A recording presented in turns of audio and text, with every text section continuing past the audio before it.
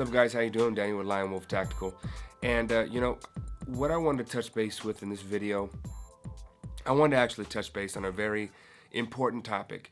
And I would say that everybody in the gun community and everybody that that would say that they're into the Second Amendment right, the right to keep and bear arms, but the root of the cause, not the cause, but the root of why you would want to carry, why you would want to exercise the Second Amendment right, and what is the main reason for wanting a firearm.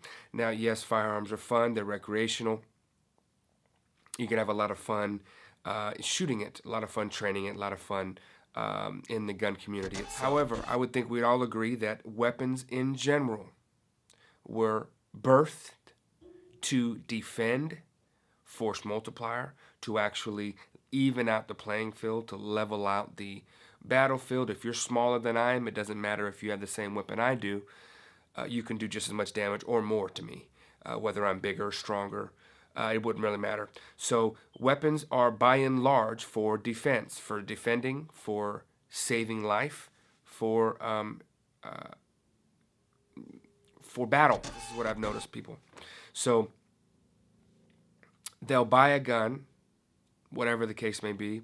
They'll have it in the house for their self-defense weapon. And they have their own guns, and they have their ammunition, and they got all these stockpiles, and they got all these different type of weapons, where they rarely shoot them, if any, once a year, a couple times a year, whatever. But, and they feel safer, which is great. I want you guys to feel safe, but I want you really to think about something. If something did happen, are there key things that you're thinking about in your home that you prepare yourself for something that would take place? For example, I'm in my garage right now. I do a lot of the videos. I do music and things like that in here. I do my gun cleaning and repairs and things like that in here. Right behind me, literally, I'd say about 7 feet in the corner there is actually one of my surveillance cameras, and it is to actually watch this whole entire area. So that actually spans back there all the way across there. I actually have another one to the front of the house, another one to the side of the house, and I actually have alarms. I say that for this reason. When you're defending your home, buying a weapon is just the first step. Buying ammunition is a step. But it's, for example, if you have 4 or 5 weapons in your home, where do you have those weapons? Do you have them strategically placed in your house to where if you were invaded in any area in your home, you would be able to grab one within 10 steps? What I mean by that is if you're down in your garage, and like right now my garage door's locked and I have the alarm disabled because I'm actually in here, would I have a weapon to get to if I was invaded through this door? The answer is yes. Would I have a record of faces and would I actually have evidence of the encounter and the attack on my video? Yes. Would I have it in the front yard? Yes. My house is a tri-level home. So I don't want to have all of my weapons in one place.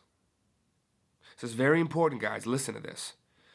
When you're defending your home, you don't want to have the shotgun and the rifle and the handgun and so forth and so on all in a safe in one location. If you can, have your stockpile, have your extras, have the dominant amount of weapons in your safe. It's great. But make sure that you strategically have weapons around around your home that you can get to. For example, if you're in the kitchen and you're cooking a meal and something happened while you're in there, was there an area you can get to on that side of the house where you can swiftly get your weapon?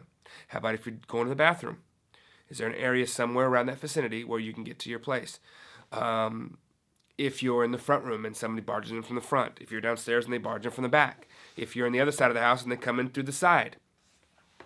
These are very, very key things to think about when you're preparing your home for defending. It's not just in the nightstand. That'd be great if everything happened when you were able to go in the nightstand. Grab it. You have your weapons in a safe downstairs, in the back closet, and you have your 45 inside your drawer and your shotgun on the side of your bed. Well, that's great if you're in your bedroom. What happens when you're taking a shit? What happens when you're cleaning something? What happens when you're, over there? Yes, you can carry your weapons.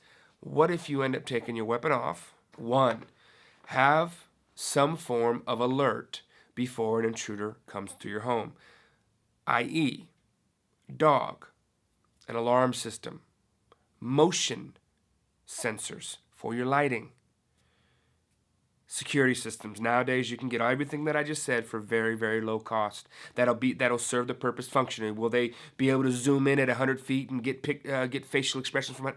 No.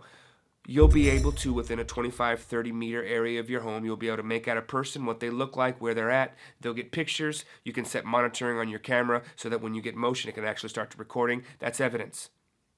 You set a monitor close to your bed or in another area of your house. You can actually view what's going on outside your house without even looking outside the window. Great thing to have.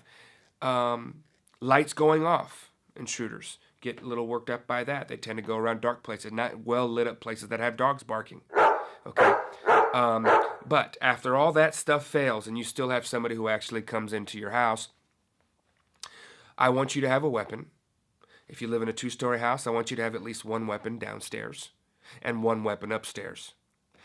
If you can, have one in the garage as well, and I'll tell you why. The garage has 2 entry points, sometimes 3 if you're connected to the backyard. Usually have a side door, you'll have a big door. If they get through that area, they're armed and you're not, and your gun's upstairs somewhere, then what are you going to do now? You're going to pray and hope. So you'll be able to defend 1/3 of the house. Then you'll have upstairs where you can get it to it in the central middle of the home. Another weapon. And then somewhere in your bedroom. But don't put all your weapons in one spot, because now you're banking on something happening when you're there. And that's not gonna do you no good having a gun inside your dresser if you're on the other side of the house and you got to run from point A all the way to point B when they already got the jump on you because they got the element of surprise, and then they're actually closer to you than you are to your weapon. Not a good thing. 3 key points: alert system, which is what I said, the alarm systems, the dogs barking, the motion sensors. 2, having weapons in multiple locations. Okay, that's number 2. And 3-1, the third, is to be aware of your surroundings and get to know your neighbors. That they would look out for you and you look out for them. Now, if you don't have that, then your 3 is to make sure that you're actually being more vigilant. If you only have one weapon, then put it somewhere central. And when you go to bed, move it to your nightstand or some type of safe close to your bed. If you can, have 2. For the price of one handgun nowadays, you can buy 2 really good shotguns, 12 gauge, 20 gauge, and you can put one on each side of the house and be great. And they'd be more lethal than any pistol would ever be with a double-aught buck. So very important, guys. Don't have all your weapons in one spot. Spread it out in the house. Put them in strategic locations where wherever you were, you can get to one quick enough. And be vigilant. You do these 3 things and you'll be able to prepare. So stay focused, guys. LionWolf out.